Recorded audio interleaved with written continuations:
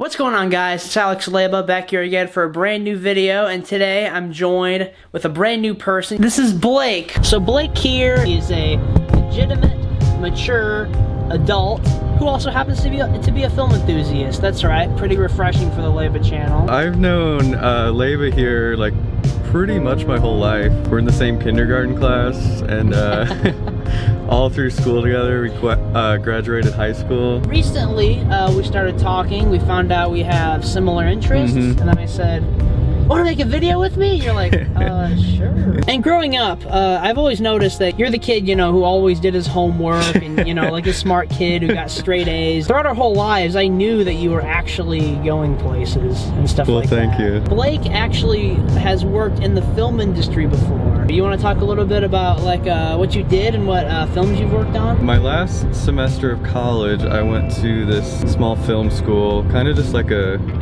crash course, teaches you basic stuff about film. I had a focus in screenwriting specifically. After college, kind of like a faith-based film, came to northern Indiana. They were filming there at like just the time I was looking for a job, so that's what kind of got me actually working on films. Super low budget. What exactly did you do? First film, which was called Pardoned by Grace, I was the office production assistant. A lot of stuff with the money, I gave everyone like their paycheck. A lot of stuff with the scripts. I printed out like the script and what they were filming each day. Worked with the schedule a little bit, a lot with the budget, and helped out on set sometimes. Kind of just random stuff.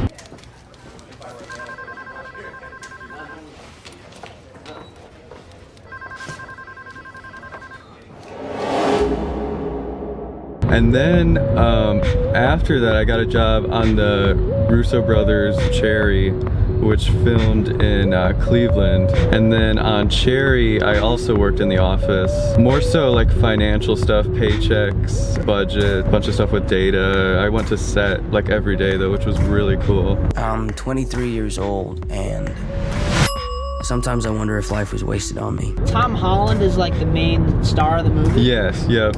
Okay, so like, did you get to like meet him or talk to him? I did, actually quite a bit. Just seeing him around. Before they actually started filming, he was in the office quite a bit. And then going to set, yeah, I got to interact with him a little bit. And there were some nice little benefits, some like cast and crew movie screenings and different like parties and stuff outside of work. You'd get to see a bunch of the people there. He would always go to those, which was cool. So do you happen to remember like any specific interactions you had? Pretty much just like, he'd just say like, how's it going or something like that. That was the main thing, nothing super specific. I do have a little story of how I was almost in the movie.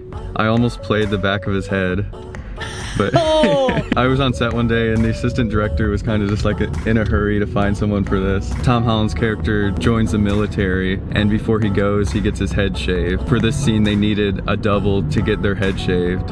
And I had eventually agreed to play that part. And I was in the chair to get the haircut.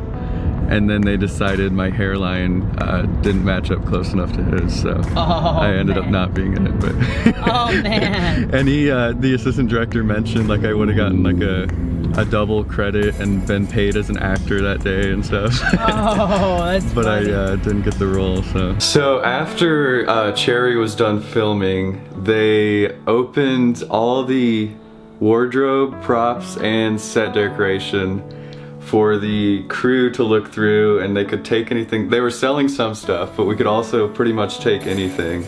And then they also opened it to the public later, but I did get quite a few things, so I'm gonna show a few of them here. This sweater here had this tag on it. Emily is the main actress, and this is a scene. So I'm thinking in one of the scenes, the main actress wore this. This really neon polo. These may just be like either background actors or I don't really know who wears them, but Sometimes I feel like I've already seen everything that's gonna happen. this tan kind of like bomber jacket. I don't really know, like a windbreaker type jacket, but I just thought it was cool. The back. This Ohio State sweatshirt, and then this Mickey Mouse t-shirt. I think they were in like his dorm room or house or something, but they just had a lot of books and stuff in the background, and I took a big stack of them. A lot of them are like movie based, like The Fugitive there. This was just my office supplies that I used working on the movie. Not very exciting, but this mouse was in the movie. Oh, that's super exciting to me. This Detroit Pistons glass is used somewhere in the movie, because when I got it, the props person said, oh, you really see that in the movie, so that's cool. So there's a shot that this is right there. Wow. Wow. It was directed by the Russo brothers. It's their follow-up to Endgame. Yep. Wow. Do you have any like photos from the set or anything like that? I actually don't know. Because like you weren't allowed to, basically. Set, yeah. I don't think you were allowed to, but I guess I could have at like the either the rap party or the kind of like the out of work stuff. So like, did you get to meet Joe or Anthony or no? Just small interactions like throughout the office and or on set, just like hey or how's it going, whatever. Well, that's cool. Yeah, Joe Russo is super nice. Yeah, I saw the one video where you were able to meet him. Did you get a photo? Yeah. Thank you. I appreciate it. Okay, got it. Really quick. I don't know what this is. I'm sorry. If you guys haven't seen that video, link down below. Like, that's one of my favorite videos I've ever made. Robert Kurtzman, you also got to talk to him quite a bit. He was a special effects and makeup coordinator on Cherry. And also Pulp Fiction, Tusk, and several other movies. Yeah, he's done a lot of movies. Yeah, there's some very cool and very experienced crew members that worked on that film, so it was great to meet and interact with them for sure. What'd you guys talk about? Sorry, I'm like asking like very specific oh, no, questions. you're good. You're looking at me like, I don't really remember. No, I don't, but more so business stuff, and I think a lot of people were open to talking to me because I handed out the paychecks, so. That's funny. So that's actually how I got to know a lot of people. It's fantastic that you got that experience, and like, you know, like that'll get you more jobs. Oh yeah, I think it definitely could. Yeah, getting in with that Cleveland film circle, I guess. Great experience and networking too.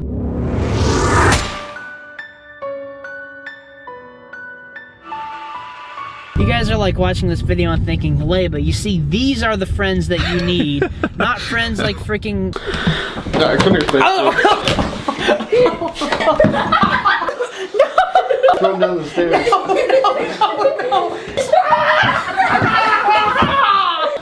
I thought we'd go to a place called Orbit Music. What's up, brother? Man, how's it going? Long time no see. Nice to see you. Nice to see you as well. How's the YouTube stuff? You still doing it? Yeah. You want to be in it or no? As long as I don't look too stupid. You never look stupid. Yeah. Talk to my kids. What's up, man? Good to see you back in the house. At the crib. Dougie here owns the place. Yes, it's my fault. It's my fault. What do you mean your fault? Well, I mean, you know, it's like, you know, if you're, they don't give me enough for trade, nobody's ever happy. I don't know. Are you implying that like business isn't going well? No. It looks like it's going pretty well. Yeah, today's busy. I've known this guy for a while. For the past like 10 years, I've been coming in here buying Blu-rays. I'm about to walk into this store called Orbit Music, and I'm actually friends with the owner. How's business going? Probably be able to make this month's rent. Oh, Maybe. thinking about getting this Edge of Tomorrow Blu-ray. I definitely think you should buy it, Alex. It's an investment in your future. Yeah, stop by if you wanna. Buy some crap that you don't need with money you really don't have. Time to be a cheapskate piece of shit. I have a small question before I give this to you. Is there any chance you could knock this down like a few bucks or no? Sure, man. I'll knock it down $3. Okay. Yep. Nice. Thank you. Don't so tell much. anybody, though. Okay, I won't. Yeah, I know. Don't tell anyone. And if you guys, you know, happen to live in the South Bend, Mishawaka, Michiana area, definitely stop in here if you guys are into movies, music, and stuff like that. You see, there you go. There's perks to being in a Leba video. Yeah. Guys, I sincerely apologize for the dark video presentation in the car. And when I have to brighten it up in editing, it's going to look bad, but it's fixed now. They smoked my ass. Do you have that already? Yep, I do. I got the Steelbook, which bucks. I like that art way more. A little secret for you. Steelbooks deteriorate over time. Sorry, Durant Cinema. It's just the truth. And I saw they have VHS tapes back there too, which is interesting. Do you buy any physical copies of music or anything? No, I don't. So what is your taste in movies? I like a lot of classic movies, dramas, thrillers. Say are my two favorite genres probably. I'll like really watch anything, and I like most things. Honestly, like mine's very similar to that. I'm the same way. We like a lot of the same kind of stuff. Yeah, I think we do. Hoop Dreams, probably my favorite documentary. I just got the Criterion of it. It just follows these two kids from like middle school to college. Just these kids that like dream of playing in the NBA. Really interesting. Less about basketball, more so just like their lives. Interesting Coen Brothers movie that's not talked about very much. Tim Robbins plays a recent college graduate who they let like be in charge of this large company, but it's all like a stock scam. It's interesting. It's kind of a comedy. Can't believe this place actually sells VHS tapes.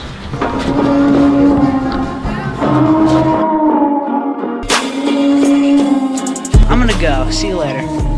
Goodbye, Alex. Goodbye, everybody. Thanks for watching. Keep watching. Please subscribe.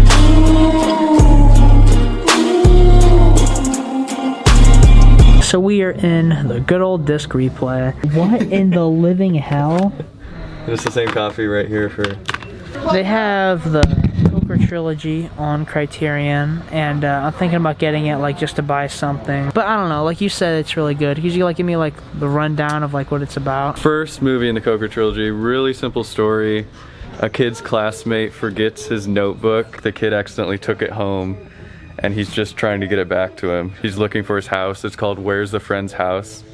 And that's pretty much the whole thing. Second movie, it's kind of like almost like a documentary, because the director went back to the town of Coker after an earthquake to make sure the kids from the first movie were okay. But he like filmed it, and there's a character of the director doing that same thing. So it's kind of interesting. And the third movie goes off of that one.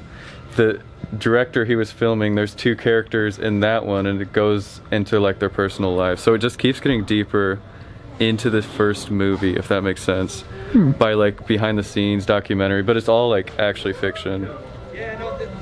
It's difficult to explain because it's not like anything I've seen before. The first one was like late 80s, and the last one was like mid to late 90s, so within a decade. So they're like super like indie, basically, like kind of like the kind of stuff that I like, but except foreign. I bet you'd actually like them. Yeah. Do you come to the mall often or not really? Not really anymore. I did a lot in high school, but every once in a while, just go to like Barnes & Noble, FYE, stuff like that. I just come here to look at things. I rarely ever buy anything. And then like every time I leave here, I'm just like, why did I come in here in the first place? I don't know, it's a cool environment to film in. FYE is closed. We were gonna go over there, look at movies and talk about them, but not buy anything. The time we had together was very nice. Yes, it was. And I didn't end up buying anything, but the videos aren't the best, but it's like I enjoy making them, you know? I usually mainly just watch the movie related ones, but you're literally my subscribers, bro. But yeah, don't bother with the other stuff. I feel like every time I do that, everyone just rolls their eyes. Really? And I don't know. I thought don't people know might like that in videos, because like it's their comments almost getting like feedback, you know? Yeah, exactly. But like you don't watch like vlog content in general, right? No. The only thing I really watch on YouTube is like movie or like sometimes sports related things. So I had been trying to work on a short film. I had like a basic script and some like pre-production stuff, and I asked Leva here if he wanted to help me with it, like shooting and I don't know, just really getting it together. So hopefully work on some short films, get some more content, stuff like that. When he came to me about it, I instantly was like, yes, you know, because it's the kind of thing to where like, he's, you know, really into screenwriting. I'm really into directing. Everyone tells me like, but why can't you come up with ideas, you know, for short films? And I'm like, well, I just don't have any ideas. Basically, I always thought that if I ever did get into the film industry, I would direct other people's scripts. First thing up is Coming to America on 4K. Next up, we got a Blake Kirkham recommendation, the Coker trilogy. I haven't seen too many foreign films. I know it's mainstream, you're thinking, oh, of course, you know. Parasite's really the only, like, foreign film I've seen, like, in a long time. Each movie in the trilogy here, they like go back to the same location over a number of years. So like this is the third movie, that's what it looks like. And it's cool how they did that with the set. Would definitely recommend all the films. I got it for 40 bucks. Yeah, this is probably like my favorite Criterion release? packaging, yeah. Dude, my favorite's the Before trilogy. It's 2021. Come on, Linklater. Come on, Delpy. Let's go, Hawk. Make the fourth movie. Before Noon. There we go. I don't know what it would be called. They got all the day vocabulary out. Maybe After is a good title, honestly. Or maybe they should wait another 9 years and to where like the next one's 18 years later. But that would suck if one of them died. Linklater could die. It could die and they could still do it. It wouldn't be as good, obviously. Follow me on Instagram and Twitter, Labonimus. Add me on Snapchat at Label with 5 A's and I'll add you back. And Blake, do you have any social media you want to plug? Just Letterboxd. My username is BESLX. I don't actually have anything else anymore besides Facebook, so Letterboxd is it. Also follow Paul Flores on Letterboxd at Bidwell's Ear. There's some pretty hilarious stuff on there. Alright guys, I'll see you later. Say bye, Blake. See ya.